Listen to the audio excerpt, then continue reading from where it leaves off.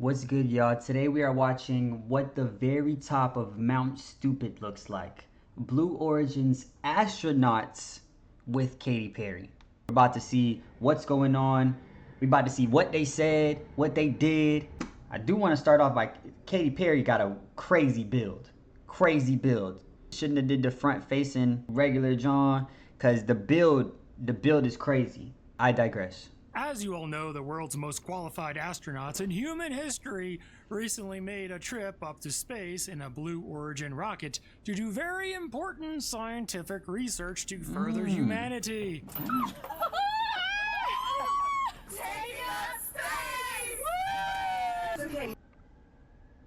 This is hilarious because I have seen a lot of stuff, you know, people on Instagram, Twitter, and they talking about, bro, how you go to space for 7 minutes and you over here, you spinning flowers in your hand. If y'all don't sit there and stare outside the window, bruh. If y'all don't just stare outside the window, I'd have been. Flynn up there. Flynn, look at the moon. I got you, Flynn. Gotcha. Okay, maybe 12-year-old kids who graduated from space camp are more justified to call themselves astronauts and scientific researchers than these ladies. Well, at least these astronauts were professional enough to maintain their composure on their way back down to Earth. Hear that screaming inside the capsule? Okay, fine. That's not too crazy. Yeah, that's not too crazy. Let him slide. Let him slide. Because I'll be screaming too. I have no training, and I'm being shot into space, and I'm falling back down from space. Yeah, I'm screaming. I don't care. And this was just a billionaire's version of a 10-minute carnival ride. Yes, the entire trip, takeoff to landing, took just 10 minutes and 22 seconds. And the only training that they received was how to buckle and unbuckle their seatbelts. You are free to unstrap. Ooh, looking out the window. You're already getting in and out of the seat. Calling themselves astronauts doesn't seem very accurate or fair to real astronauts. Did they actually call themselves astronauts though? Like, did it be like, oh, I'm an astronaut now, cause I went to space, the edge of space, like right there on the edge of space. Nuts. First thing we notice, it says King. This is official, Sarah. You are officially an astronaut. Astronaut King. Me in an astronaut suit. Do we get to keep it? You get to keep it. She said astronaut suit. That's not too bad. See that girl? Oh, copyright. Come on, bro. Y'all need to stop that. Come on. What's the saying? Chopping down one tree doesn't make you a lumberjack? Facts. A single brief experience doesn't make you a professional. However, the all-lady passengers, who are all basically millionaires and billionaires, thought of themselves as astronauts. To hear that I am an astronaut and an unbelievable thing you guys can now say that you are. And even referred to themselves. They still didn't say it. They still didn't say it. Because they're not astronauts. They went into space. In no way, shape, or form, I went into space for 10 minutes. I'm going to call myself an astronaut. You know, that's kind of, what do they call it? People that be stealing, okay, we about to look it up.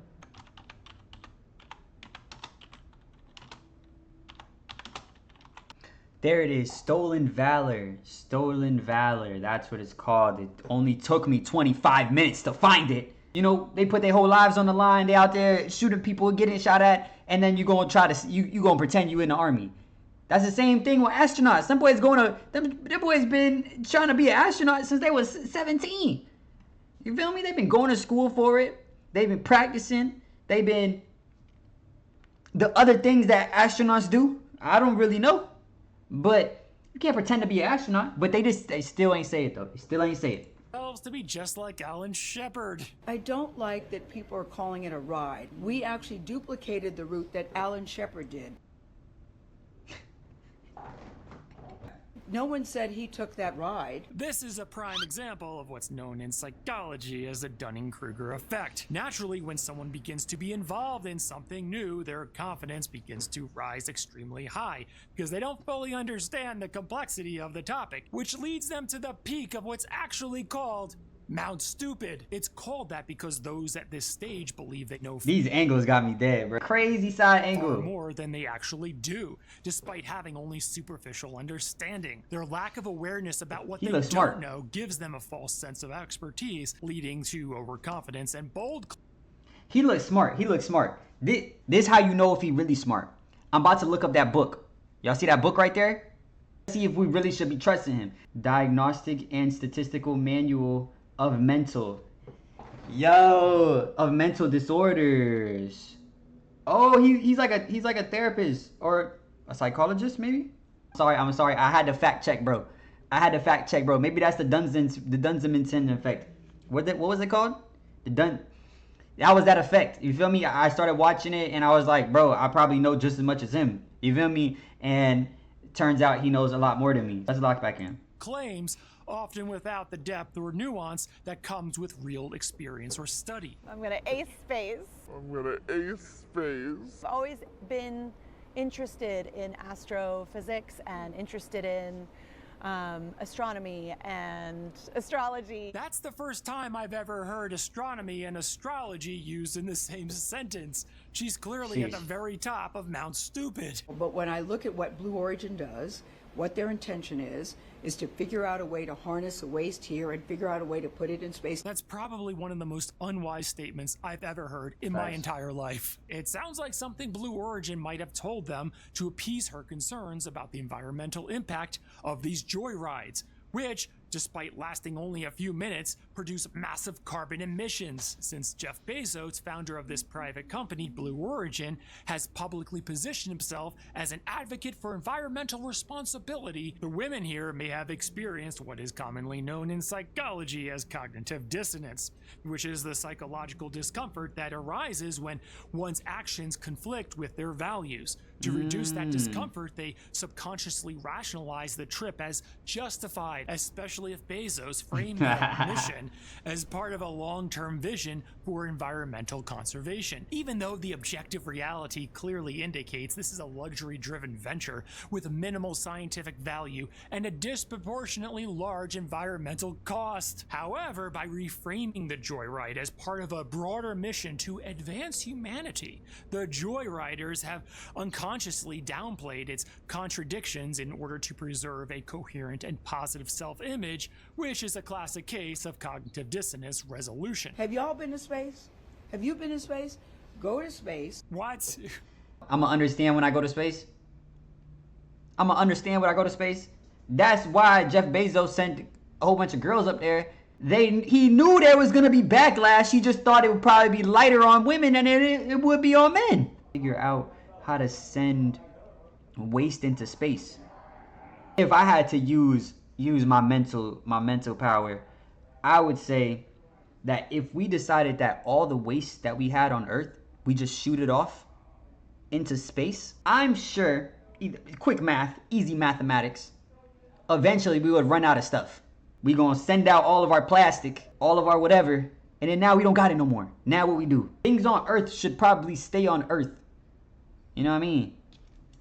We should find a better way to manage it, because eventually we might be able to use it again. No way any sizable percentage of the world's population can ever afford to go to space in their lifetimes. And this just proves how out of touch the wealthy are with average people. You are an astronaut. You are officially an astronaut. You are an astronaut. You are officially an astronaut. Everybody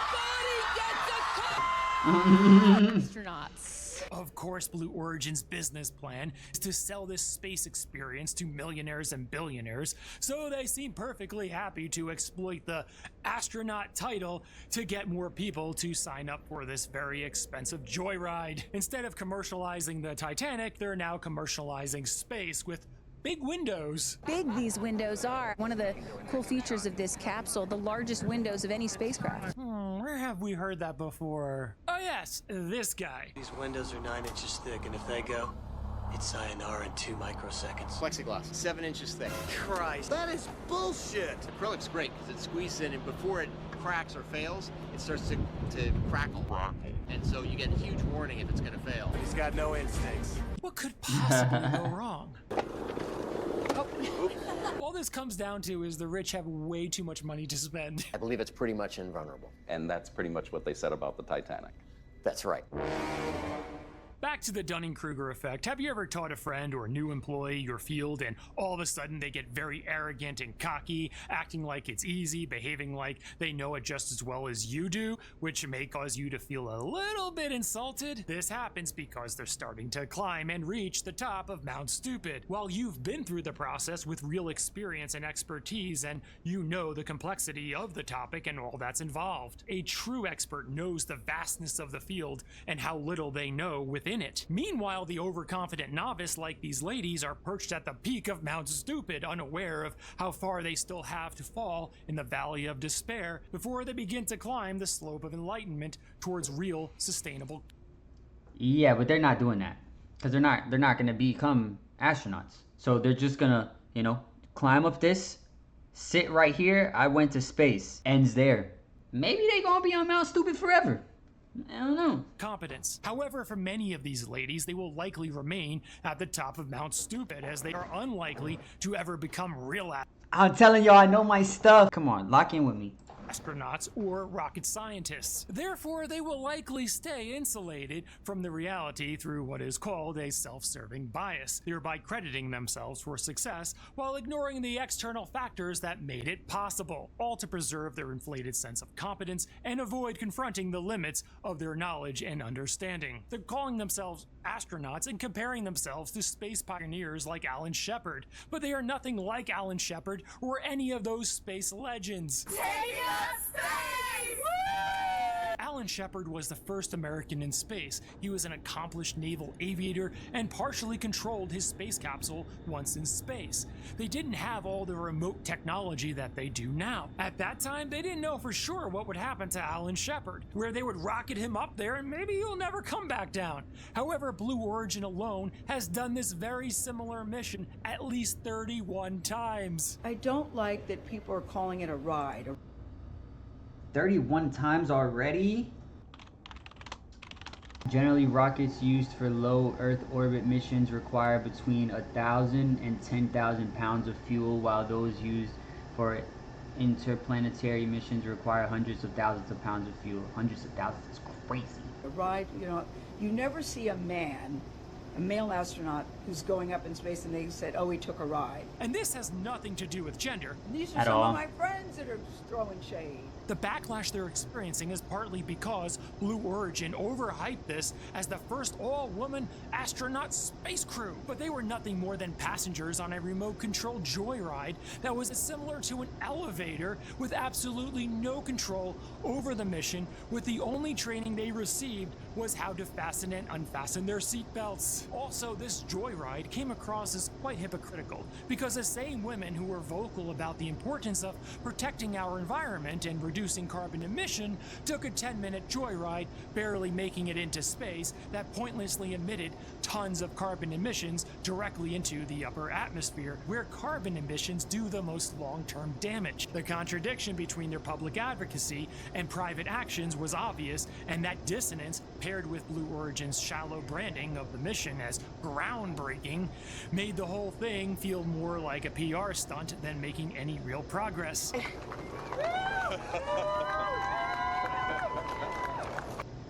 Doing too much. Doing too much. She acting like she just saved the world, bro. She acting like she just went up in a rocket and blew up an asteroid that was about to blow us up. Coming back talking about Katy. She almost blew her knees out when she did that. Hold up, let me see that jump. Katy. Sheesh. It all costs many millions of dollars and makes us all wonder, for those ladies who claim to care so much about humanity, if that money could have been used for something more meaningful, like funding clean water initiatives, mental health services, or climate research that actually benefits the planet they claim to protect. Will you write a song about this experience? Oh, for sure, 100%. And not only that, I got to reveal my set list for the tour on a butterfly. How apropos. Incredible. Just flying in space. The optics of spending millions of dollars on a self-congratulatory high-admissions photo op in the sky stand in stark contrast to the very values these ladies publicly claim to promote. Now in the comments, what do you think was most ridiculous about this Blue Origin space joyride? Let everyone know in the comments below. Subscribe for more. What's the bro's name? Derek Van Skik? He seems like a very knowledgeable dude. I feel like it would have been, you know, it would have been all straight if they just didn't say nothing. Like, y'all did way too much. Y'all acting like y'all really made a banger with this one. Yeah. Thank you everybody for supporting me. Yeah, I really did this.